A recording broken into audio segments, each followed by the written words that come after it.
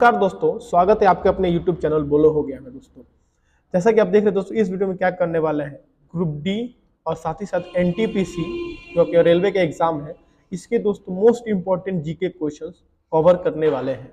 इससे पहले दोस्तों हमने दो वीडियो ब्रह्मांड के साथ ही साथ YCT यानी यूथ कॉम्पिटिशन टाइम्स की जो किताब है उसके पॉलिटी की भी दोस्तों 5-6 वीडियोस पहले से ही ऑलरेडी अपलोड हो चुके हैं। साथ ही साथ ग्रुप डी के दोस्तों मैथ्स के प्रीवियस क्वेश्चन हम लोग अपलोड कर दिए दोस्तों, आप जाके उन वीडियोस को देखिए। मैं आपको दोस्तों गारंटी देता हूं कि अगर आप इन चीज़ों को देख लेंगे, अच्छे से समझ लेंगे, तो आपके एग्जाम के लिए बहुत ही दोस्तों हेल्पफुल है। और मैं इसकी गारंटी देता हूं कि आपका सिलेक्शन जो दोस्तों, इससे आपके परसेंटेज क्या होंगे सिलेक्शन की बढ़ जाएंगे। ठीक है, क्योंकि दोस्तों ये क्वेश्चन बहुत इंपॉर्टेंट है। ये सारे क्वेश्चन कम से कम रेलवे में 5 से 6-7 बार दोस्तों क्या किए गए, पूछे गए। ठीक है, तो वीडियो को लाइक कर रहे हैं तो चैनल को सब्सक्राइब करिए। आज का हमारा पहला क्वेश्चन देखिए दोस्तों क्या है कि वजन के अनुसार भू परपट्टी। देखिए भू परपट्टी यानी क्या होता है, क्रस्ट। अब देखिए क्रस्ट मतलब समझिए, देखिए क्या होता है। देखिए हमारी जो पृथ्वी है, मान लीजिए हमारी पृथ्वी है, इस पृथ्वी के कई सारे परत है। जैसे जो सबसे ऊपरी परत है इसको कहते हैं क्रस्ट। क्या कहते हैं, क्रस्ट। और इसी को क्या कहते हैं, भू परपट्टी। क्या कहते हैं दोस्तों, भू परपट्टी कहते हैं। ठीक है, इसके बाद देखिए दोस्तों आपका क्या होता है, मेंटल। क्या आता है, मेंटल आता है।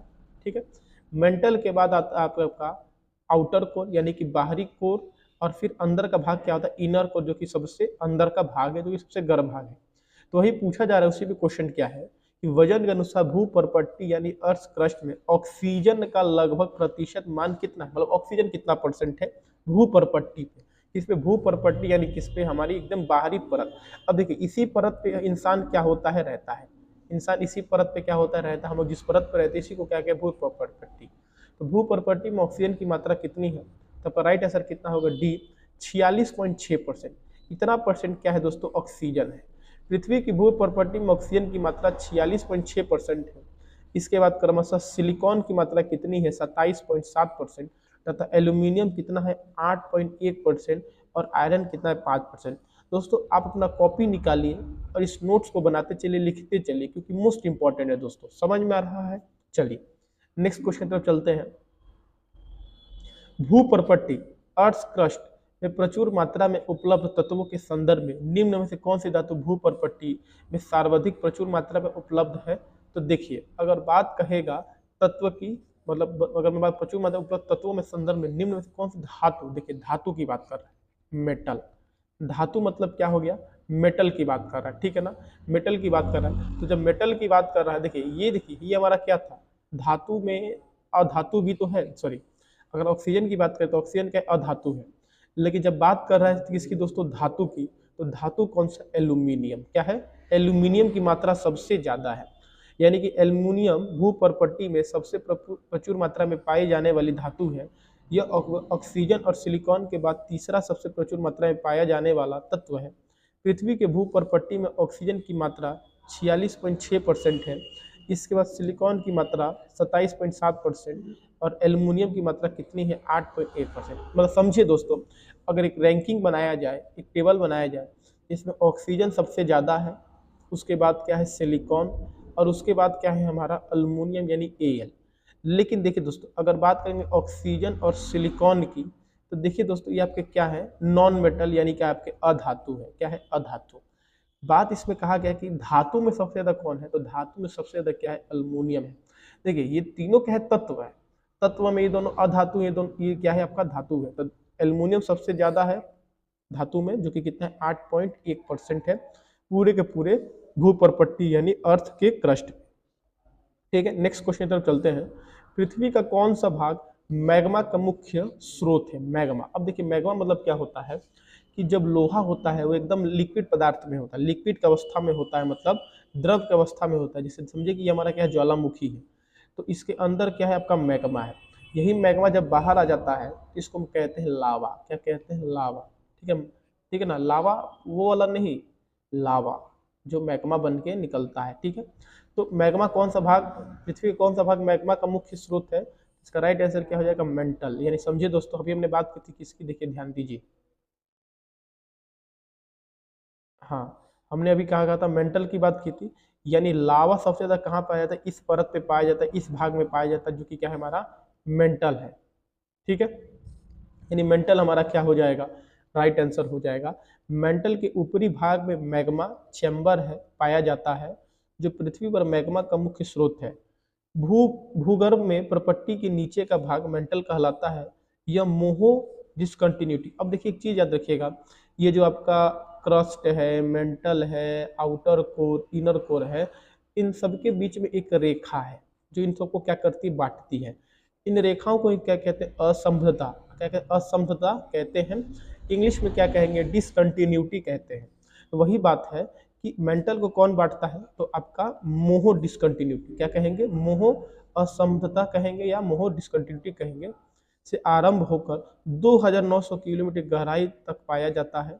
मेंटल के ऊपरी भाग को दुर्बल टामंडल यानी एस्थिनोस्फियर कहा जाता है। यानी मेंटल के ऊपरी भाग, यानी मेंटल के ऊपरी भाग को, इस भाग को क्या कहेंगे हम लोग, इस भाग को कहेंगे एस्थिनोस्फियर, यानी क्या कहेंगे, दुर्बल तामंडल कहेंगे, दुर्बलता मंडल। ठीक है ना। चलिए नेक्स्ट क्वेश्चन। एस्थिनोस्फियर पृथ्वी की ऊपरी हिस्से का अत्यधिक शयन यांत्रिक रूप से दुर्बल एवं तन्य वृक्षशील क्षेत्र है। तो कौन सा दोस्तों आपका राइट आंसर क्या हो जाएगा, बी, प्रावरण। ठीक है। Next question. पृथ्वी पर पाए जाने वाला सर्वाधिक सघन पदार्थ कौन सा है। तो राइट आंसर दोस्तों क्या होगा, ऑस्मियम। क्या हो जाएगा, ऑस्मियम। सबसे सघन पदार्थ अगर बात कहेगा पृथ्वी पर पाया जाने वाला सर्वाधिक सघन पदार्थ, तो राइट आंसर क्या हो जाएगा, ऑस्मियम हो जाएगा। पृथ्वी पर पाए जाने वाला सर्वाधिक सघन पदार्थ ऑस्मियम है। ठीक है। Next question.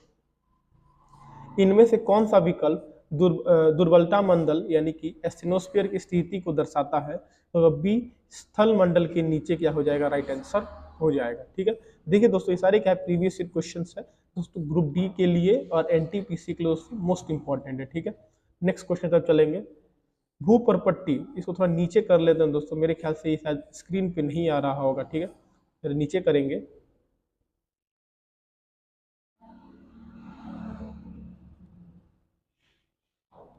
ठीक है, चलिए। भूपरपट्टी की संरचना में अभ्रक की मात्रा लगभग कितनी होती है। तो बी, 4% अभ्रक। ठीक है ना। किसकी मात्रा, अभ्रक की मात्रा। ठीक है ना। अभ्रक एक बहुउपयोगी खनिज है जो ऊष्मा का सुचालक है परंतु विद्युत का कुचालक। इसको माइका, इंग्लिश में क्या कहते हैं दोस्तों, माइका भी कहते हैं। ठीक है ना। अभ्रक को क्या कहते हैं, माइका कहते हैं। इसकी खास बात क्या है, ये ऊष्मा का सुचालक है, मतलब ये हीट का गुड कंडक्टर है, लेकिन विद्युत का क्या, इलेक्ट्रिसिटी का बैड कंडक्टर। जैसे आप लोग, आपके घर पे जो आयरन होगा, आयरन इस्त्री, ठीक है ना, उसमें जो पदार्थ लगा है वो पदार्थ क्या है, माइका है। क्योंकि अब उस पर जब इलेक्ट्रिसिटी आता है तो उससे सिर्फ ऊष्मा आती है, गर्म होता है वो, उसमें विद्युत नहीं आता है, इसीलिए माइका का इस्तेमाल किया जाता है। यही गुण उसकी उपयोगिता को बढ़ा देता है। भूपरपट्टी में अभ्रक की मात्रा लगभग 4% पाई जाती है। ठीक है ना। भूपरपट्टी यानी क्रस्ट पे इसकी मात्रा कितनी है, 4%। भूपरपट्टी में पाए जाने वाले मुख्य तत्व कौन कौन से हैं, तो देखिए ध्यान दीजिए, मुख्य तत्व हम देखेंगे तो इसको ऊपर कर लेते हैं।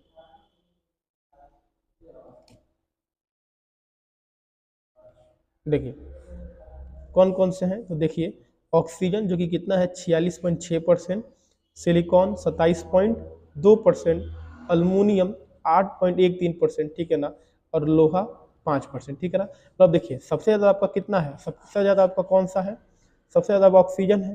ठीक है, क्योंकि 46.6% है, सिलिकॉन 27.2% है, और एल्यूमिनियम 8.13% है, और लोहा 5% है। इसके बाद देखिए दोस्तों आपका क्या है, माइका यानी अभ्रक, जो कि कितना है दोस्तों आपका 4%। कितना है, 4%। ठीक है ना। और याद रखिएगा ये ऊष्मा का क्या है, सुचालक। सुचालक मतलब इसमें ऊष्मा का प्रवाह होता है, गर्म होता ही है, लेकिन विद्युत, इलेक्ट्रिसिटी का, विद्युत का क्या है, ये कुचालक है। क्या है, कुचालक मतलब क्या है, बैड कंडक्टर कहेंगे या क्या कहेंगे, इंसुलेटर भी कह देंगे। Next question. भूपरपट्टी में पाए जाने वाले दूसरा सर्वाधिक प्रचुर तत्व कौन सा है।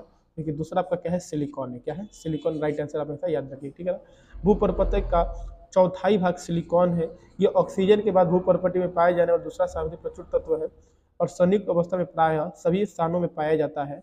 रेत अथवा सिलिकेटस के रूप में पत्थरों की भित्ति तथा खनिज पदार्थों में सिलिकॉन सर्वदा उपस्थित होता है। Next question.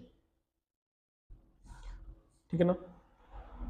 पृथ्वी के परस्तर क्रस्ट में सबसे प्रचुर मात्रा में पाया जाने वाला तत्व कौन सा है दोस्तों? का ऑक्सीजन है, याद रखिएगा। नेक्स्ट क्वेश्चन दोस्तों, इसको नीचे कर लेते हैं, ठीक है। देखिए अक्षांश और देशांतर का क्वेश्चन है। देखिए क्वेश्चन क्या है कि अक्षांश, ठीक है, अक्षांश के समांतर निम्नलिखित में से कौन सी रेखा उनके स्थान के साथ सुमेलित नहीं है? तो देखिए डी, मकर रेखा पूर्वी गोलार्ध, ये आपका क्या है? गलत है, ठीक है ना। देखिए कर्क रेखा उत्तरी गोलार्ध, अंटार्कटिका वृत्त भूमध्य रेखा की दक्षिण में है। देखिए अब याद रखिए, देखिए ध्यान दीजिए कि ये हमारा क्या पृथ्वी है, इसमें जो सीधी लाइंस ऐसे होती हैं इन्हीं को क्या कहा जाता है? अक्षांश। क्या कहा जाता है? अक्षांश, यानी क्या इंग्लिश में कहेंगे? लैटिट्यूड्स। क्या कहेंगे? लैटिट्यूड्स। और जो खड़ी रेखा होती है इसको कहते हैं लॉन्गिट्यूड्स। क्या कहते हैं? लॉन्गिट्यूड्स, यानी क्या कहेंगे? देशांतर। क्या कहेंगे? देशांतर कहेंगे, ठीक है ना। अब देखिए समझिए दोस्तों, इसको अच्छे से समझेंगे हम, इसको मिटा ले एक बार। अब देखिए बोला क्या है?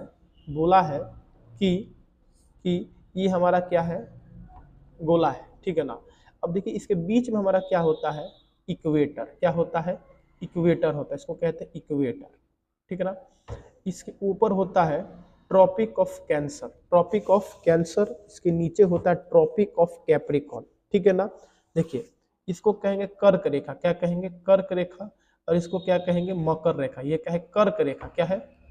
कर्क रेखा है, ठीक है ना। और ये क्या है? मकर रेखा। अब देखिए बोला है कर्क रेखा उत्तरी गोलार्ध। अब देखिए ये जो इक्वेटर है ना, इक्वेटर, ये हमारे पृथ्वी को दो भागों में बांट देता है। ये उत्तरी भाग और ये क्या है? दक्षिणी भाग, ठीक है ना। ये दक्षिणी भाग है, ये क्या? उत्तरी भाग है। तो कर्क रेखा कहाँ है? उत्तरी गोलार्ध, मतलब उत्तर में है, सही बात है।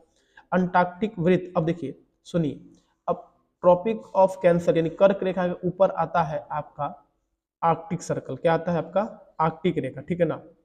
उसके बाद देखिए आपका क्या आता है? एंटार्क्टिक आता है, ठीक है ना। एंटार्क्टिक, एंटार्क्टिक वृत्त जो है वो भूमध्य रेखा के दक्षिण में, भूमध्य रेखा के दक्षिण, ठीक है ना। ये इक्वेटर इसको कहेंगे भूमध्य रेखा। क्या कहेंगे? भूमध्य रेखा। और इसके नीचे है, तो ये बात भी सही है। आर्कटिक वृत्त, देखिए आर्कटिक वृत्त कहाँ है? हमारा ऊपर है, कर्क रेखा के ऊपर है, ये भी क्या सही है। लेकिन मकर रेखा पूर्व, देखिए पूर्वी और पश्चिमी की तो बात ही नहीं हो रहा है, तो ये हमारा क्या हो जाएगा? गलत हो जाएगा। क्या हो जाएगा? गलत, ठीक है। चलिए अब इसके थोड़ा और बारे में जानेंगे अच्छे से हम, ठीक है। चलिए दिया है कि अक्षांश, अक्षांश रेखाएं पृथ्वी के मॉडल ग्लोब पर पश्चिमी से पूर्वी की ओर खींची गई काल्पनिक। देखिए मैं इसको एक बार अच्छे से समझा देता हूँ आपको बना के, आपको और अच्छे से समझ में आ जाएगा, ठीक है ना। ये हमारी क्या है? पृथ्वी है, ठीक है। ये हमारी क्या है?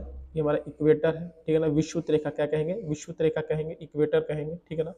देखिए इसके ऊपर जाइएगा कितना डिग्री? 22.5 डिग्री, 22.5 डिग्री नॉर्थ, उत्तर की तरफ। इसके नीचे आ जाइए 22.5 डिग्री आपका साउथ यानी कि दक्षिण। इस रेख, देखिए इसको भूमध्य रेखा कहेंगे। क्या कहेंगे? सॉरी, भूमध्य रेखा कहेंगे, ठीक है ना। क्या कहेंगे? देखिए आप कहेंगे तो आपका भूमध्य रेखा। क्या कहेंगे? भूमध्य रेखा, ठीक है, भूमध्य रेखा। ये आपका क्या है? ट्रॉपिक ऑफ कैंसर यानी कि कर्क रेखा, क्या है? जो कि 22.5 डिग्री उत्तर में है। ये 22.5 डिग्री दक्षिण में है, इसको क्या कहेंगे? आपका कर्क रेखा। क्या कहेंगे? कर्क, शायद कर्क ही कहते हैं, लेकिन आप इसको अच्छे से देख लीजिएगा, ठीक है ना। इसको ट्रॉपिक ऑफ, इंग्लिश में कहते हैं ट्रॉपिक ऑफ कैप्रिकॉर्न। क्या कहते हैं? ट्रॉपिक ऑफ कैप्रिकॉर्न कहते हैं, इस चीज को भी याद रखें, ठीक है ना, ठीक है ना। कर्क रेखा, इसको सॉरी मकर रेखा क्या कहते हैं? मकर रेखा कहते हैं, ठीक है ना, मकर रेखा। इसके ऊपर होता है आपका आर्कटिक सर्कल। क्या होता है? आर्कटिक सर्कल, जो कि 66.5 डिग्री, कितने डिग्री? 66.5 डिग्री। और इसके नीचे आपका आता है एंटार्क्टिक, क्योंकि एंटार्क्टिका नीचे है। एंटार्क्टिक सर्कल जो कि आपको 66.5 डिग्री ये भी है, ठीक है ना। और ये आपका क्या है? नॉर्थ पोल यानी कि उत्तरी ध्रुव। और ये आपका जो पॉइंट है ये क्या है? आपका साउथ पोल यानी कि दक्षिणी ध्रुव है। समझ में आया? तो वही बात बोला गया है। तो देखिए ध्यान दीजिए, यही बोला है कि 0 डिग्री। अब देखिए ये आपका क्या है? ये आपका जो विषुवत रेखा जिसको क्या कहेंगे? 0 डिग्री कहेंगे, ठीक है ना। अब देखिए अक्षांश, ठीक है ना, विषुवत भूमध्य रेखा या विषुवत रेखा कहेंगे 0 डिग्री अक्षांश, जो पृथ्वी के दो भागों उत्तरी गोलार्ध और दक्षिणी गोलार्ध में बांटती है। देखिए 22.5 नहीं 23.5, ठीक है ना, 22.5 नहीं 23.5, ठीक है ना, सॉरी 23.5, ठीक है ना। चलिए 23.5, ठीक है ना, 23.5 डिग्री उत्तरी अक्षांश रेखा जिसे कर्क रेखा कहते हैं, उत्तरी गोलार्ध में आर्कटिक वृत्त अथवा 66.5 डिग्री उत्तरी अक्षांश में कहा जाता है, उत्तर में है, तथा आर्कटिक वृत्त 66.5 डिग्री दक्षिण अक्षांश में है, ठीक है। चलिए नेक्स्ट क्वेश्चन तो चलते, ठीक है। थोड़ा यहाँ पे मिस्टेक हो गया दोस्तों हमसे, यहाँ पे दोस्तों क्या होगा 23.5 डिग्री, ठीक है ना, ठीक है ना। मेरे मन में आया था क्योंकि दोस्तों 22.5 डिग्री दोस्तों क्या हुआ है, धरती झुका हुआ है ना, तो वही दोस्तों क्या थोड़ा कंफ्यूजन हो गया। चलिए नेक्स्ट क्वेश्चन देखिए, निम्न में से कौन सा विकल्प विश्व का सबसे अच्छा वर्णन है। तो देखिए ध्यान दीजिए, कोई भी ध्रुव सूर्य की ओर झुका नहीं है, ठीक है ना। विश्व का सबसे अच्छा वर्णन क्या है, कोई भी रेखा सूर्य तो झुका नहीं, क्योंकि देखिए ध्यान दीजिए, देखिए चलिए नेक्स्ट क्वेश्चन तो चलते हैं। भारत में किस तारीख को वर्ष का सबसे छोटा दिन माना जाता है। इसका राइट आंसर क्या होता हो जाएगा, सी 22 दिसंबर। 22 दिसंबर को हम लोग अपने भारत का जो तारीख है टोटल, उसमें सबसे छोटा दिन कौन सा है, 22 दिसंबर है, याद रखिएगा, ठीक है ना। 22 दिसंबर को सूर्य की किरण मकर रेखा पर लंबवत पड़ती है, जिस वजह से दक्षिणी गोलार्ध में ग्रीष्म ऋतु होती है और यहाँ दिन की अवधि लंबी और रात छोटी होती है, जबकि इस समय उत्तरी गोलार्ध में सूर्य की किरण तिरछी पड़ती है, जिस वजह यहाँ दिन की अवधि छोटी और रात बड़ी होती है। साथ ही यहाँ शीत ऋतु भी रहती है, जिसे शीतकालीन संक्रांति या विंटर सोल्स्टिस भी कहते हैं। अतः 22 दिसंबर भारत में सबसे छोटा दिन होता है। आप इसको अच्छे से क्या कीजिए, नोट कर लीजिए, ठीक है। नेक्स्ट क्वेश्चन थोड़ा नीचे करेंगे, देखिए दोस्तों ग्रुप डी का प्रीवियस का क्वेश्चन है, ठीक है ना। निम्नलिखित में से किस देशांतर को अंतर्राष्ट्रीय तिथि रेखा माना जाता है। तो राइट आंसर 180 डिग्री, ठीक है ना। जब इंटरनेशनल जो डेट लाइन है, ठीक है ना, जिसपे पूरी तारीखें बनी हुई हैं, समय बना है, ठीक है ना, तो अंतर्राष्ट्रीय तिथि रेखा किसको कहते हैं, 180 डिग्री, ठीक है ना, किसको 180 डिग्री को कहेंगे, ठीक है ना। देशांतर रेखाएं पृथ्वी की मॉडल ग्लोब पर उत्तरी ध्रुव को दक्षिणी ध्रुव में मिलाती हुई खींची गई काल्पनिक रेखाएं हैं। ये ग्लोब पर अर्धवृत्ताकार रूप में है। देशांतर रेखाओं की कुल संख्या 360, कितना याद है, 360 है, जिनमें से 180 डिग्री देशांतर रेखा को अंतर्राष्ट्रीय तिथि रेखा कहते हैं, जबकि 0 डिग्री देशांतर रेखा को अंतर्राष्ट्रीय मानक समय रेखा कहा जाता है। ज्ञात हो कि 0 डिग्री देशांतर से प्रति डिग्री पूर्व बढ़ने पर 4 मिनट, ठीक है ना। मतलब 0 डिग्री से जैसे जैसे आप 1 डिग्री पे बढ़िएगा, 2 डिग्री बढ़िएगा, तो एक कितने बराबर होगा, 4 मिनट समय बढ़ता है, और प्रति डिग्री पश्चिम बढ़ने में 4 मिनट समय घटता है, ठीक है ना। मतलब अगर आप उत्तर की तरफ बढ़िएगा तो 4 मिनट बढ़ेगा, और आप पश्चिम तरफ बढ़िएगा तो 4 मिनट दोस्तों क्या होगा, घटेगा। इस चीज़ को आप याद रखिएगा, ठीक है ना। चलिए नेक्स्ट क्वेश्चन क्या दिया है, वह मेरिडियन है जिस पर स्थित मानक समय आधारित है। तो देखिए भारत, ठीक है ना, भारत का, जैसे अभी हमने बात की कि इसकी दोस्तों कि आखिर भारत की जो डेट है, भारत का जो समय है, वो किस पे डिपेंडेंट है। तो देखिए याद रखिएगा, इसका राइट आंसर क्या जाएगा, ए 82 और आधे डिग्री पूर्व रेखांश, यानी कि 82.5 डिग्री, ठीक है ना। हम कितने बड़े लॉन्गिट्यूड पे आते हैं, कितने डिग्री पे, तो 82.5 डिग्री पे आते हैं। यह मेरिडियन है जिस पर भारतीय मानक समय रेखा के आधारित है, ठीक है ना। भारतीय मानक समय की स्थापना 1 सितंबर 1947 को हुई थी।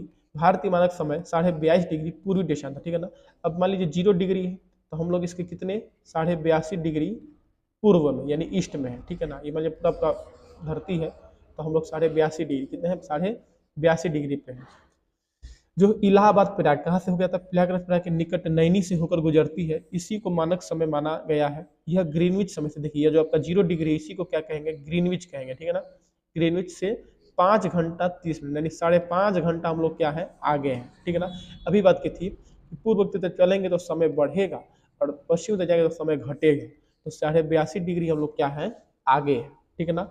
जो कि 5 राज्य, ठीक है ना, 5 राज्य कौन कौन से, आपके उत्तर प्रदेश, मध्य प्रदेश, छत्तीसगढ़, उड़ीसा, आंध्र प्रदेश से होकर क्या होती है, रेखा गुजरती है, ठीक है ना। चलिए नेक्स्ट क्वेश्चन, ग्रीनविच माध्य समय GMT से भारतीय मानक समय कितना आगे है। तो देखिए 5.5 घंटा, 5 घंटे 30 मिनट क्या हो जाएगा, राइट आंसर हो जाएगा।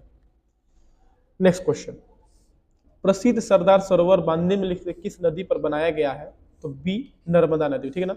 सरदार सरोवर जो बांध है वो किस नदी बनाया गया है, नर्मदा नदी बनाया गया। सरदार सरोवर परियोजना मध्य प्रदेश, महाराष्ट्र, गुजरात और राजस्थान की संयुक्त परियोजना है, जो नर्मदा व उसकी सहायक नदियों पर निर्मित है। नर्मदा नदी दक्षिण पश्चिमी मालवा पठार के बाद एक लंबे मार्ग का निर्माण करती, इसी गार से विस्तार गुजरात तक है, जहां सरदार सरोवर बांध का निर्माण किया गया है। नेक्स्ट क्वेश्चन, ठीक है ना। क्या है, पेट्रोलॉजी के संबंध में निम्न में से कौन सा कथन सही है। तो देखिए, यह शैलों की उत्पत्ति, संरचना और संगठन से संबंधित विज्ञान की एक शाखा है। ये आपका क्या होगा, तीनों नहीं होगा, ठीक है ना। मतलब पेट्रोलॉजी मतलब क्या होता है, शैलों की उत्पत्ति, संरचना और संगठन की संबंधित विज्ञान की एक शाखा है, ठीक है ना। चलिए नेक्स्ट क्वेश्चन, पेडालॉजी के लिए किस अन्य शब्द का उपयोग किया जाता है। तो पेडालॉजी, देखिए पेडालॉजी आपका मतलब क्या हो जाएगा, पेडालॉजी का मतलब हो जाएगा मृदा भूगोल, ठीक है ना। इसको नीचे करेंगे, हाँ। तो पेडालॉजी के लिए किस अन्य शब्द का उपयोग किया जाता है। तो देखिए सॉइल ज्योग्राफी, क्या कहेंगे, सॉइल ज्योग्राफी यानी कि मृदा भूगोल। यानी मृदा भूगोल मतलब क्या होगा कि जिस शाखा में हम मिट्टी, सॉइल्स के बारे में पढ़ते हैं, उस शाखा को क्या कहते हैं, पेडालॉजी कहते हैं, ठीक है। नेक्स्ट क्वेश्चन पर चलते हैं, मृदा निर्माण के बारे में निम्नलिखित में से कौन सा कथन गलत है। तो देखिए सी, ऊंचाई और ढलान में ह्यूमस निर्माण की दर निर्धारित होती है, ये गलत है। बाकी अपक्षय की दर तापमान का वर्षा द्वारा प्रभावित होती है। जनक सेल से रंग का निर्धारण होता है, ये भी सही है। समय के द्वारा मृदा परिच्छेदिका की मोटाई निर्धारित होती है, ये भी क्या है, सही है, लेकिन ये क्या है, गलत है। चलिए नेक्स्ट क्वेश्चन चलते हैं। चलिए नेक्स्ट क्वेश्चन क्या दिया हुआ है, निम्नलिखित में से कौन सा अवसादी चट्टानों का एक प्रकार है। तो देखिए ए बलुआ पत्थर, क्या हो जाएगा, बलुआ पत्थर, अवसादी चट्टानों, ठीक है ना। अवसादी चट्टान की बात करें तो क्या हो जाएगा, बलुआ पत्थर हो जाएगा, ठीक है ना। बलुआ पत्थर तथा अवसादी चट्टानों का एक प्रकार है। प्रकृति के कारकों द्वारा निर्मित छोटी छोटी चट्टानें किसी स्थान पर जमा हो जाती हैं और बाद के काल में रासायनिक क्रिया द्वारा परत जैसी ठोस रूप से निर्मित हो जाती है। अवसादी चट्टान कहलाती जैसे चूना पत्थर, बलुआ पत्थर, शेलकरी, नमक और चट्टान आदि। खनिज तेल भी अवसादी चट्टानों में पाया जाता है। उत्पत्ति के आधार पर चट्टानों की 3 प्रकार की होती है। अग्नेय चट्टान जो कि ग्रेनाइट, बेसाल्ट, डायोराइट आदि होता है। अवसादी चट्टान, ठीक है ना, बलुआ पत्थर, चूना पत्थर आदि। और कायांतरी चट्टान यानी क्या होता है, फाइलाइट, सिस्ट, स्लेट, संगमरमर आदि, ठीक है ना। अग्नेय मतलब क्या होता है इंग्लिश में, इग्नियस, क्या कहेंगे, इग्नियस, ठीक है। अवसादी मतलब सेडिमेंट्री होता है, क्या होता है, सेडिमेंट्री। और सी कायांत्री मतलब क्या होता है, मेटामॉर्फिक, ठीक है ना, मेटामॉर्फिक कहते हैं, ठीक है ना। तो देखिए दोस्तों, आज का पहला हमारा क्वेश्चन क्या है, अल बरूनी ने अपनी पुस्तक किताब उल हिंद यानी कि मीन मकाला किस भाषा में लिखी थी। तो कौन सी भाषा में दोस्तों, अरबी भाषा में। किस भाषा में लिखी थी, अरबी भाषा में लिखी थी। अल बरूनी किताब जो थी किताब उल हिंद। अब इसको अच्छे से समझेंगे, देखिए अब नीचे देखिए लिखा है, किताब उल हिंद ग्रंथ के लेखक अल बरूनी है।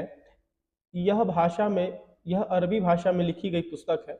यह पुस्तक 11वीं शताब्दी की भारतीय सामाजिक, आर्थिक एवं राजनीतिक जानकारी, अगर बात करेंगे इस किताब में किसके बारे में बताया गया है, तो भारत के सामाजिक, आर्थिक एवं राजनीतिक जानकारी का प्रमुख स्रोत है। अल बरूनी प्रथम मुस्लिम था जिसने संस्कृत सीखा था। अगर कहा जाए कि वो कौन सा ऐसा पहला मुस्लिम था जिसने संस्कृत सीखा था, तो ये क्वेश्चन का आंसर क्या होगा, अल बरूनी ही होगा। एवं गीता पुराणों का अध्ययन किया। अल बरूनी गीता से बहुत प्रभावित था, मतलब ये पहला एक ऐसा मुस्लिम था जो गीता से भी बहुत ज्यादा क्या था, प्रभावित था। नेक्स्ट क्वेश्चन देखेंगे, किताब उल हिंद। देखिए किताब उल हिंद एक किताब जो भारत के इतिहास का उल्लेख करती है, किसने लिखा था, अल बरूनी ने लिखा था। नेक्स्ट क्वेश्चन, उज्बेकिस्तान का कौन सा यात्री 11वीं शताब्दी में भारत आया था।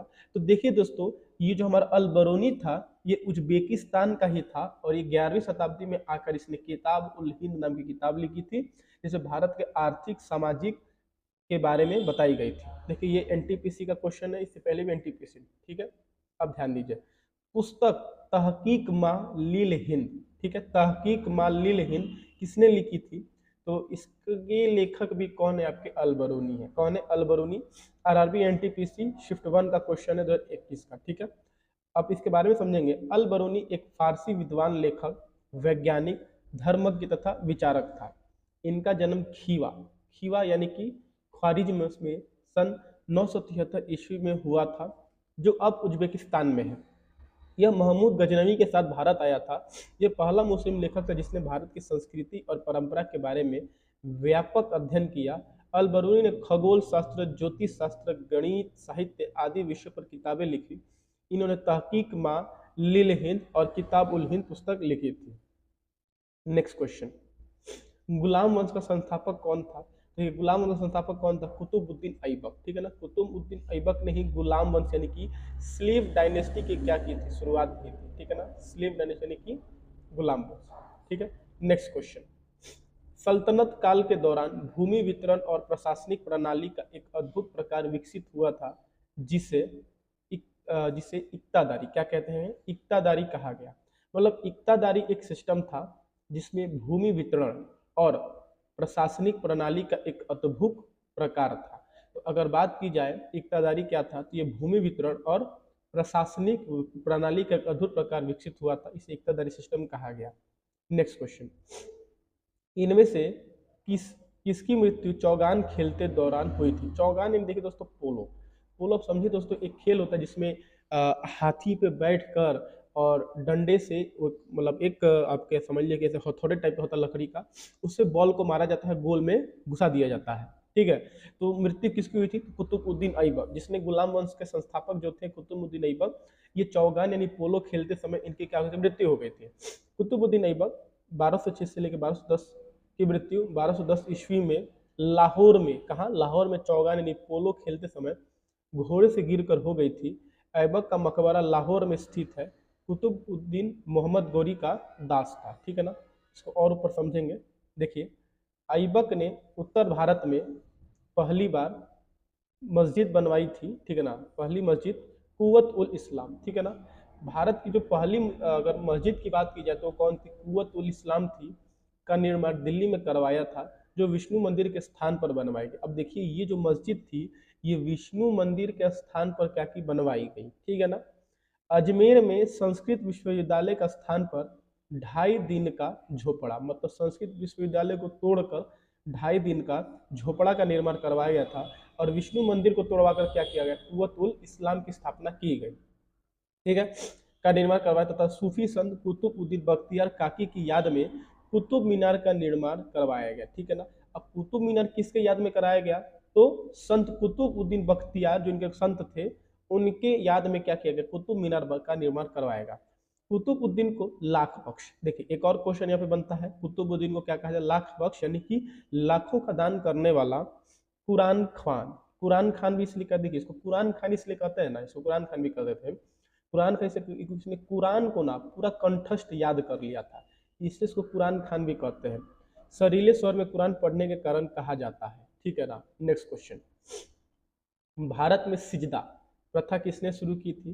तो जो सिजदा प्रणाली है इसको शुरू की थी गियास उद्दीन बलबन ने, ठीक है ना। सिजदा एवं पाबोश, सिजदा एवं पाबोश कहेंगे, ठीक है ना। इसकी शुरुआत किसने की थी? गियास उद्दीन बलबन ने की थी। सिजदा और पैबोश प्रथा गियास उद्दीन बलबन ने शुरू किया। सिजदा का अर्थ झुक कर सुल्तान के चरणों में सलाम करना, तथा पैबोश का अर्थ है सुल्तान के पैरों को चूमना। मतलब इसके अनुसार से अगर वो सुल्तान है कोई भी, तो उसके जो सेवक है या कोई भी है, वो पहले तो झुकेंगे, सिजदा करेंगे, और फिर उसके पैरों को क्या करेंगे? चूमेंगे, मतलब इसको पैबो, तो सिजदा एवं पाबोश, ठीक है ना, पैबोश कहते हैं। सिजदा एवं पैबोश किया जाता था। इन अमानवीय प्रथाओं को मुगल बादशाह अकबर ने समाप्त किया, ठीक है। मतलब ये बाबर हुमायूं तक तो चलता था, इसको समाप्त किसने किया? अकबर ने किया था, ठीक है। इसकी शुरुआत किसने की थी? सिजदा एवं पैबोश की तो गियासुद्दीन बलबन ने की थी। नेक्स्ट क्वेश्चन, डैश ने नायरोज नामक प्रसिद्ध फारसी त्योहार की शुरुआत की थी। अब देखिए, नायरोज एक क्या थी? एक फारसी त्योहार था। इसकी शुरुआत किया था गियासुद्दीन बलबन ने ही किया था। गियासुद्दीन बलबन ने नायरोज नामक प्रसिद्ध फारसी त्योहार की शुरुआत की, जिसे फारसी में नया साल भी कहा जाता है, और मुख्यतः ईरानियों द्वारा दुनिया भर में मनाया जाता है। यह मूलतः प्रकृति प्रेम का उत्सव है, ठीक है। अब देख सकते हैं क्वेश्चन आपके सामने है, कर दिया तो चलिए नेक्स्ट क्वेश्चन, निम्नलिखित में से सल्तनत का सही क्रम क्या है? अब देखिए, अब जो ये सल्तनत जो डायनेस्टी चलती आ रही थी मध्यकालीन में, तो देखिए सबसे पहले क्या आया? गुलाम वंश। गुलाम वंश के बाद क्या आया? खिलजी वंश। खिलजी वंश के बाद क्या आया? तुगलक वंश। और तुगलक वंश के बाद आखिरी क्या आया? लोदी वंश, ठीक है ना। इसी में जो इब्राहिम लोदी रहते हैं, जो आपके आखिरी लोदी वंश के राजा रहते हैं, इसको पानीपत की लड़ाई, पहली लड़ाई में 1526 ईस्वी में बाबर के द्वारा हराया जाता है। तब पानीपत की पहली लड़ाई होती है, और फिर जब इब्राहिम लोदी को हरा देते हैं तब बाबर क्या हो जाते हैं? बाबर मुगल वंश का संस्थापक बनता है और भारत में मुगल वंश की स्थापना करता है, ठीक है, याद रखिएगा। नेक्स्ट क्वेश्चन, रजिया सुल्तान की बेटी थी, रजिया सुल्तान किसकी बेटी थी? तो रजिया सुल्तान जो थी वो इल्तुतमिश की बेटी थी। अब इल्तुतमिश कौन था? ये कुतुबुद्दीन ऐबक, कुतुबुद्दीन ऐबक का दामाद था। क्या था? कुतुबुद्दीन ऐबक का दामाद था इल्तुतमिश, और इसकी बेटी कौन थी? रजिया सुल्तान थी। देखिए, रजिया सुल्तान इल्तुतमिश की बेटी थी। वह 1236 से लेकर 1240 तक दिल्ली सल्तनत की प्रथम एवं अंतिम मुस्लिम महिला शासिका थी। मतलब ये प्रथम एवं अंतिम मुस्लिम शासिका थी। कौन? रजिया सुल्तान। पर्दा प्रथा को त्याग कर रजिया पुरुषों की तरह कुबा, कोट एवं कुल्हा मतलब टोपी पहनकर राज दरबार में जाने लगी। शासिका बनने पर उसने उम्दत उल निस्वा, उम्दत उल निस्वा की उपाधि धारण की। इसमें एक और क्वेश्चन बनता है कि उम्दत उल निस्वा की स्थापना किसने की थी? ये जो उपाधि है इसको धारण किसने किया था सबसे पहली बार? तो रजिया सुल्तान ने किया था। रजिया सुल्तान इल्तुतमिश की बेटी थी, और इसने पहली बार अपने पर्दा प्रथा को त्याग कर ये पुरुषों के भांति राज दरबार में जाने लगी। ठीक है, और ये प्रथम एवं अंतिम मुस्लिम महिला शासिका थी। नेक्स्ट क्वेश्चन, दिल्ली सल्तनत की पहली महिला शासिका रजिया सुल्तान किस राजवंश से संबंधित थी? तो देखिए वही बात है, दास राजवंश यानी कि गुलाम वंश। ठीक है ना, वही आपका गुलाम वंश हो गया। ठीक है, नेक्स्ट क्वेश्चन, चलिए सेम रिपीट हो गया। चलिए, कुतुबुद्दीन ऐबक और रजिया डैश राजवंश से संबंधित थे? तो कौन से दोस्तों? आपके ए मामलुक। ठीक है ना, मामलुक। ठीक है ना, मामलुक राजवंश से क्या थे? संबंधित थे। नेक्स्ट क्वेश्चन, डैश ईस्वी में कुतुबुद्दीन ने खुद को दिल्ली का सुल्तान घोषित कर दास राजवंश के शासन की शुरुआत की? तो देखिए बी आपका 1206 ईस्वी में कुतुबुद्दीन ऐबक ने दास राजवंश गुलाम वंश की क्या की थी? स्थापना की थी। रानी पद्मावती का संबंध किस शहर से है? तो देखिए रानी पद्मावती का संबंध जो था वो चित्तौड़गढ़। आपने पद्मावत एक मूवी देखी होगी, ठीक है ना, दीपिका पादुकोण है आपके, फिर से उनके जो पति हैं दीपिका पादुकोण के, क्या तो नाम है उनका, रणवीर सिंह और शाहिद कपूर की फिल्म होगी। तो उसमें चित्तौड़गढ़ किसकी बात जिक्र की गई? चित्तौड़गढ़। तो रानी पद्मावती कहाँ की थी? चित्तौड़गढ़ की थी। रानी पद्मावती का संबंध चित्तौड़गढ़ से है। यह चित्तौड़गढ़ के राजा रतन सिंह की पत्नी थी। अलाउद्दीन खिलजी ने जब चित्तौड़ पर 1303 में आक्रमण किया तो वहां के शासक राजा रतन सिंह थे। अलाउद्दीन ने 7 माह तक युद्धरत होने के पश्चात रतन सिंह ने पराजय स्वीकार कर आत्मसमर्पण कर दिया, जिसे अलाउद्दीन ने बंदी बना लिया। अलाउद्दीन का किले पर अधिकार हो गया और रानी पद्मावती ने अनेक स्त्रियों के साथ जौहर कर लिया। यानी समझिए दोस्तों, यानी कि जब अलाउद्दीन ने रतन सिंह को हरा दिया तब रानी पद्मावती ने कई सारी स्त्रियों के साथ आग में कूदकर, जिंदा आग में कूदकर क्या होगी? जान दे दी थी, ताकि वो अलाउद्दीन खिलजी से के हाथों में ना आए। इसलिए उन्होंने क्या किया था? अपनी जान दे दी थी आग में कूदकर कई सारी स्त्रियों के साथ जो उनकी दासियां थी। नेक्स्ट क्वेश्चन, अलाउद्दीन खिलजी के शासनकाल में राज्य द्वारा निम्नलिखित में से किस प्रकार का कर नहीं लिया गया था? तो ए लघु उद्योगों पर कर। देखिए ये एक प्रकार का कर था जो कि अलाउद्दीन खिलजी के शासन काल में नहीं लिया गया।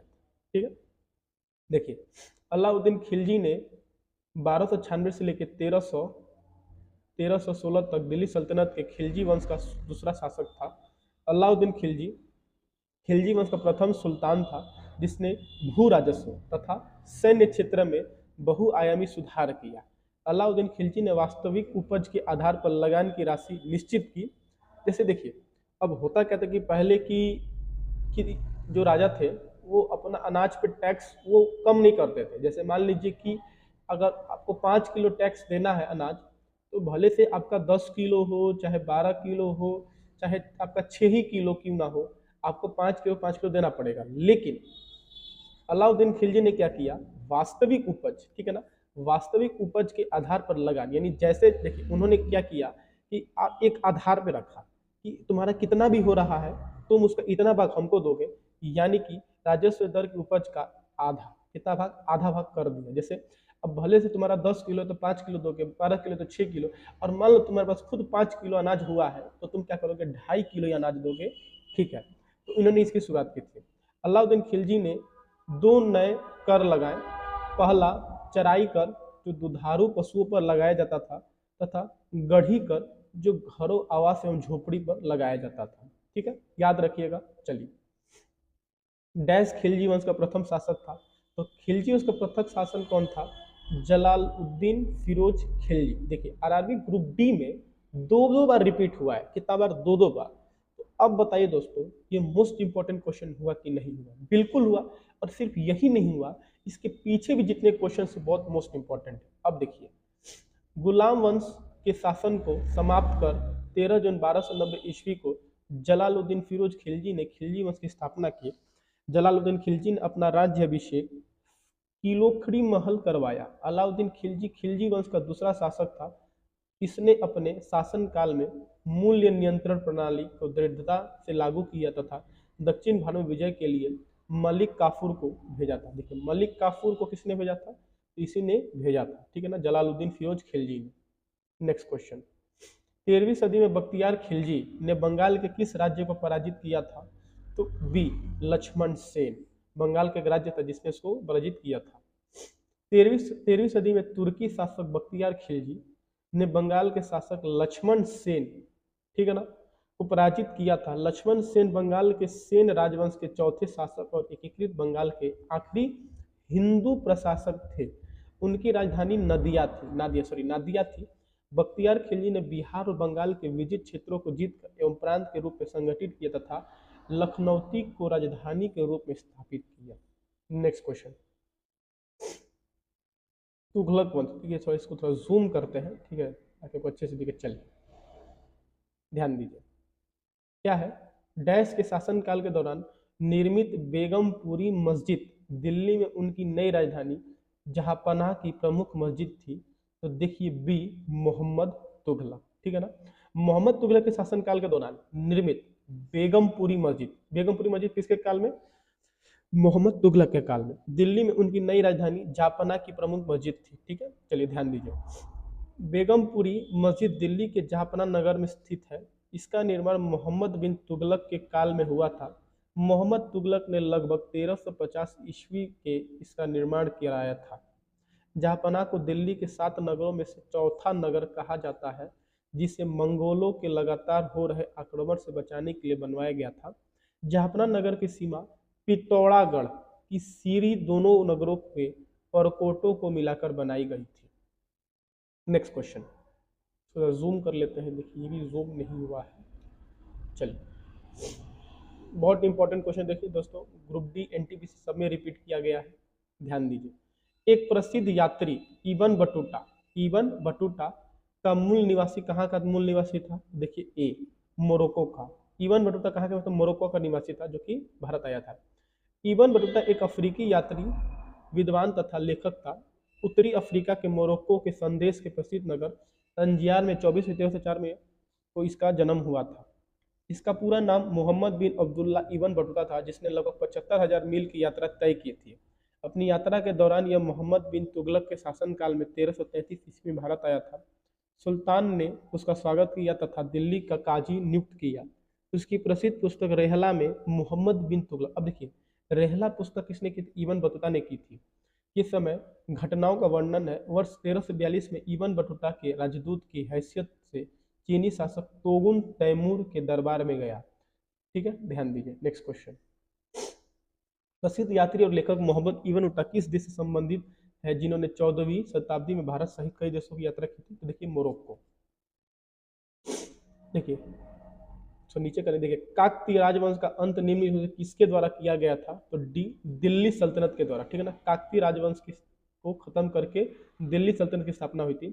13वीं शताब्दी में काकतीय राजवंश को दिल्ली सल्तनत की कई हमलों का सामना करना पड़ा और अंत में 1323 ईस्वी में समाप्त हो गया, जब गयासुद्दीन तुगलक ने काकतीय साम्राज्य की राजधानी वारंगल पर कब्जा कर लिया। उल्लेखनीय है कि काकतीय राज्य उत्कर्ष 12वीं से 14वीं शताब्दी के दौरान हुआ। चालुक्य वंश के पतन के बाद चोल द्वितीय एवं रुद्र प्रथम ने इस राजवंश की स्थापना की थी। नेक्स्ट क्वेश्चन, मोरक्को का प्रसिद्ध यात्री इबन बटूटा किस काल में भारत आया था? तो देखिए ए, दिल्ली सल्तनत के काल में आया था।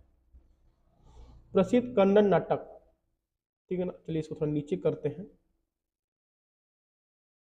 ध्यान दीजिए, प्रसिद्ध कन्नड़ नाटक तुगलक, जिसका अन्य भारतीय भाषाओं में भी मंचन किया गया है, एक लेखक कौन है? तो बी, गिरीश कर्नाड। ठीक है ना, तुगलक जो प्रसिद्ध कन्नड़ नाटक है, इसका कौन किया था? तो गिरीश कर्नाड ने किया था। भाषाओं में मंचन किया था, कई सारी भाषाओं में।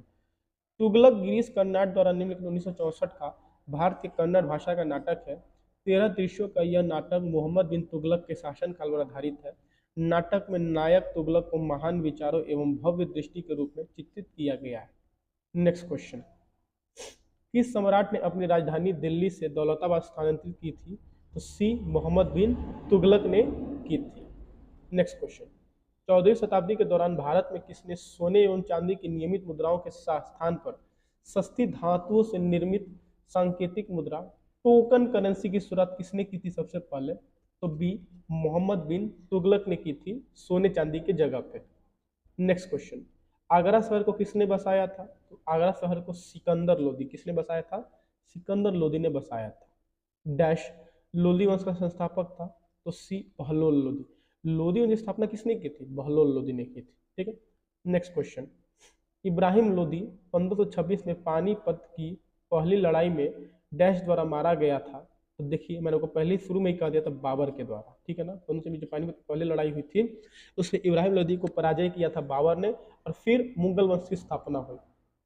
नेक्स्ट क्वेश्चन, कुतुब मीनार के पास स्थित कौन सी मस्जिद के बारे में यह माना जाता है कि वह दिल्ली में बनने वाला पहला मस्जिद था? तो देखिए अभी शुरुआत में ही मैंने बताया कुव्वत उल इस्लाम मस्जिद, जो कि कुतुबउद्दीन ऐबक ने विष्णु मंदिर की जगह बनवाई थी। इनमें से किसने अजमेर में 2.5 दिन का झोपड़ा, देखिए 2.5 दिन का झोपड़ा मोस्ट इंपॉर्टेंट, इसको याद रखिएगा। ठीक है, निर्मित कराया था? तो देखिए आपका कुतुबउद्दीन ऐबक ने ही 2.5 दिन का झोपड़ा बनवाया था।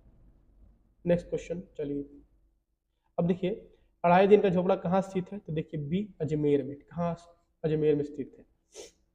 ठीक है, अब देखिए दोस्तों आज का हमारा ये आखिरी क्वेश्चन है, इसको जूम कर लेते हैं एक बार अच्छे से। देखिए भारत इस्लामी शिल्पकला जो कुतुब मीनार एवं अलाई दरवाजा जैसे स्मारकों के दृष्टिगोचर है, भारत के किस युग से संबंधित है? तो बी दिल्ली सल्तनत। अब देखिए ध्यान दीजिए, कुछ इंपॉर्टेंट चीजें हैं, मोस्ट इंपॉर्टेंट है, याद रखिएगा। 2.5 दिन का झोपड़ा कुतुबउद्दीन ऐबक ने बनवाया, कहाँ? अजमेर में। कुतुब मीनार कुतुबउद्दीन ऐबक एवं इल्तुतमिश दोनों ने मिलकर बनाया, जो कि दिल्ली में है। अलाई दरवाजा अलाउद्दीन खिलजी दिल्ली में। सीरी का किला 1000 स्तंभों वाला महल अलाउद्दीन खिलजी दिल्ली में। शेख निजामुद्दीन औलिया ने का दरगाह किसने बनाया था? मोहम्मद तुगलक ने बनाया था, दिल्ली में। और सिकंदर लोदी का मकबरा किसने बनाया था? इब्राहिम लोदी, दिल्ली में। कि 1526 ईस्वी में बाबर ने किस वंश के शासक को परास्त कर मुगल साम्राज्य की नींव डाली? तो देखिए दोस्तों, आखिर अगर बात की जाए दिल्ली सल्तनत के जो आखिरी वंशज थे वो कौन थे? लोदी वंश थे। आप इधर एक ट्रिक याद कर सकते हैं, उस ट्रिक का नाम है कि गुल खिले तो सुगंध लो। आप इस ट्रिक को याद रखिएगा। तो दिल्ली सल्तनत के जो वंशज जो टोटल लाइन्स हैं आपको याद रखें, जिसमें गुल का मतलब हुआ गुलाम वंश। ठीक है, गुल का मतलब क्या हुआ? गुलाम वंश। खिल का मतलब हुआ खिलजी, और तो का मतलब तुगलक हुआ, और सु मतलब हो गया सैयद, और लो का मतलब हो गया लोधी। तो दिल्ली सल्तनत की आखिरी वंशज को बाबर हरा कर क्या करता है? मुगल वंशज की स्थापना करता है। तो देखिए, तो अगर लौ का मतलब क्या हो गया? लोधी हो गया। यानी बाबर ने 1526 ईस्वी में किसे हरा कर मुगल साम्राज्य की नींव डाली थी? तो देखिए लोधी वंश। ठीक है ना, लोधी वंश के आखिरी जो शासक थे उनका नाम था इब्राहिम लोधी। ठीक है ना, उनका नाम था इब्राहिम लोधी। आप इस नाम को याद रखिएगा। इन्हीं को पानीपत की पहली लड़ाई में हरा कर उनको क्या करते हैं? परास्त कर देते हैं, और मुगल वंशज की क्या करते हैं? स्थापना करते हैं। ठीक है, दूसरा क्वेश्चन क्या है कि पानीपत का प्रथम युद्ध कब हुआ? तो इसका राइट आंसर देखिए दोस्तों क्या हो जाएगा? 21 अप्रैल 1526। देखिए मेन डेट आप इसको, आप सन को याद रखिए, साथ ही 21 अप्रैल आप क्या कीजिएगा? याद रखिएगा, आपको अच्छे से याद रहने वाला। ठीक है ना, 21 अप्रैल 1526 को। ठीक है, नेक्स्ट क्वेश्चन की तरफ बढ़ेंगे दोस्तों। नेक्स्ट क्वेश्चन है कि बाबर ने प्रसिद्ध तुलुगमा नीति का प्रयोग सर्वप्रथम किस युद्ध में किया था? तो इसका राइट आंसर क्या हो जाएगा? पानीपत के प्रथम युद्ध में। अब देखिए तुलुगमा नीति मतलब क्या होता है कि अपने दुश्मन को अपने दुश्मन को चारों तरफ से घेर लेना, ठीक है ना। इस युद्ध नीति को क्या कहते हैं, तुलगमा नीति कहते हैं। और सर्वप्रथम बाबर ने इस नीति का इस्तेमाल कहाँ किया था, तो पानीपत के प्रथम युद्ध में किया था, ठीक है। नेक्स्ट क्वेश्चन की तरफ चलेंगे। किस युद्ध में जीतने के उपरांत बाबर ने खजाने का मुंह अमीरों, सगे संबंधियों आदि के लिए खोल दिए और इस उदारता के लिए उसे कलंदर, किसकी उपाधि दी गई, कलंदर की उपाधि दी गई। तो इसका राइट आंसर क्या हो जाएगा, ए पानीपत का प्रथम युद्ध यानी 1526। यानी अभी तक के जो सारे क्वेश्चन थे वो बाबर के ऊपर थे। तो देखिए इसमें बहुत क्वेश्चन बनते हैं कि पहली बात कलंदर की उपाधि किसे दी गई थी, तो कलंदर की उपाधि आपको बाबर की ही दी गई थी, ठीक है। नेक्स्ट क्वेश्चन क्या है कि भारत में ग्रांड ट्रंक रोड, ठीक है ना, भारत में ग्रांड ट्रंक रोड किसने बनवाई थी, तो इसका राइट आंसर क्या हो जाएगा, बी शेर शाह सूरी ने। शेर शाह सूरी ने ही दोस्तों भारत में ग्रांड ट्रंक रोड बनवाई थी, जो कि बिहार से होते ही जाता है, ठीक है। नेक्स्ट क्वेश्चन जब चलेंगे, चलिए गुजरात, ठीक है। गुजरात विजय की यादगार में अकबर ने किसका निर्माण करवाया था, तो इसका राइट आंसर क्या हो जाएगा आपका, बी बुलंद दरवाजा। यानी गुजरात विजय के बाद से अकबर ने बुलंद दरवाजा का निर्माण किया था, ठीक है। नेक्स्ट क्वेश्चन है कि आइन ए अकबरी एक महान ऐतिहासिक कृति निम्नलिखित में से किसके द्वारा लिखी गई थी, तो इसका राइट आंसर क्या हो जाएगा, अब्बुल फजल, ठीक है। क्या हो जाएगा, अब्बुल फजल आइन ए अकबरी, ठीक है। नेक्स्ट क्वेश्चन तो चलेंगे, पानीपत की दूसरी लड़ाई 5 नवंबर 1556 निम्नलिखित में से किसके बीच हुई थी, तो इसका राइट आंसर क्या हो जाएगा, अकबर और हेमू, ठीक है ना। पानीपत की दूसरी लड़ाई किसके किसके बीच हुई थी, तो अकबर और हेमू के बीच में हुई थी, ठीक है ना। नेक्स्ट क्वेश्चन की तरफ चलेंगे, ठीक है।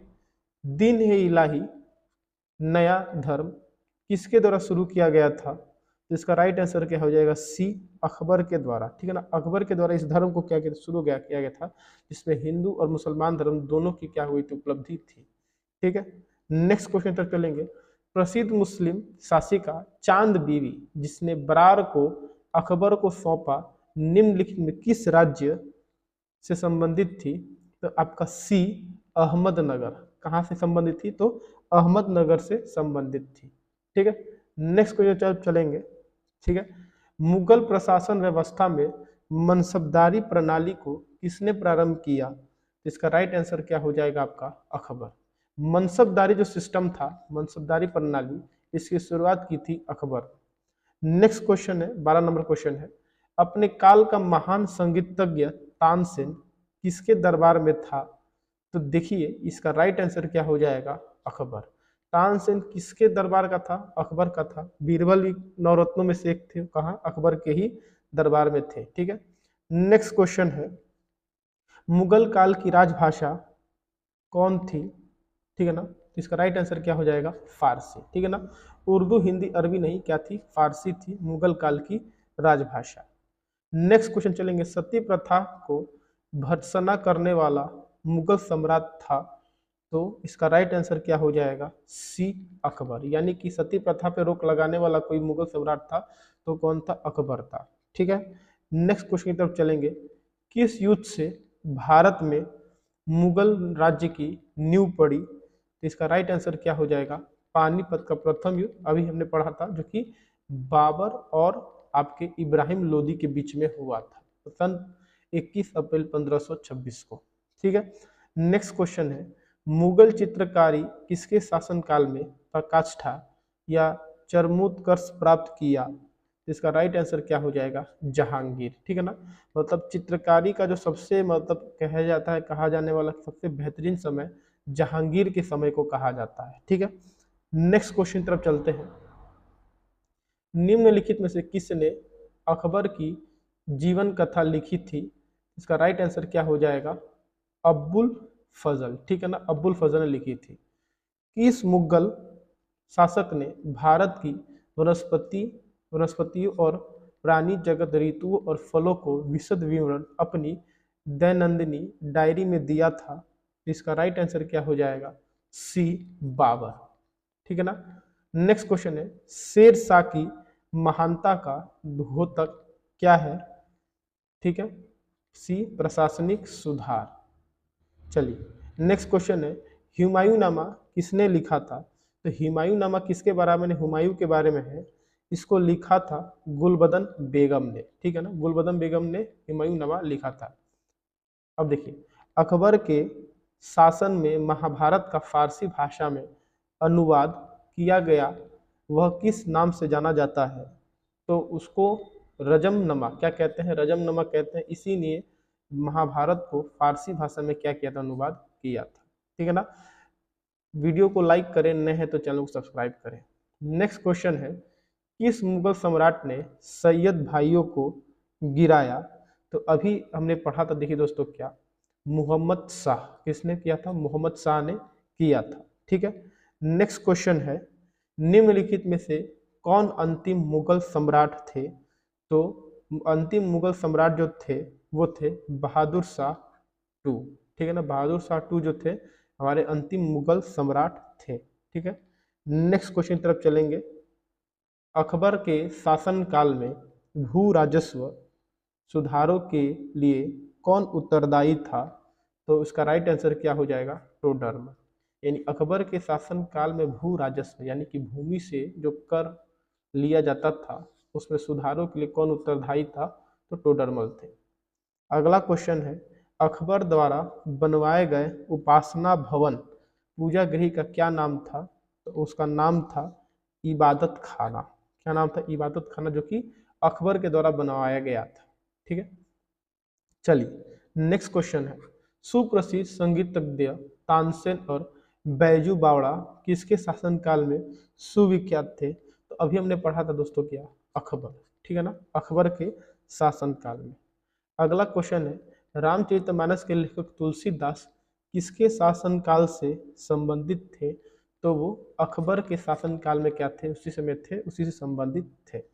नेक्स्ट क्वेश्चन है, किस युद्ध में बाबर ने जिहाद यानी कि धर्म युद्ध का नारा दिया, तमगा नामक कर को समाप्त किया और युद्ध जीतने के उपरांत गाजी यानी कि धर्म योद्धा की उपाधि धारण की? तो खानवा के युद्ध में। इसके युद्ध में, खानवा के युद्ध में जिहाद का नारा दिया, तमगा नामक कर को समाप्त किया और अपने आप को गाजी की उपाधि दी थी। तो खानवा के युद्ध में क्या हो जाएगा? राइट आंसर हो जाएगा। नेक्स्ट क्वेश्चन है कि मुबियान नामक पद शैली के जन्मदाता बाबर ने अपनी आत्मकथा तुजुक ए बाबरी किस भाषा में लिखी थी? तो इसका राइट आंसर क्या हो जाएगा?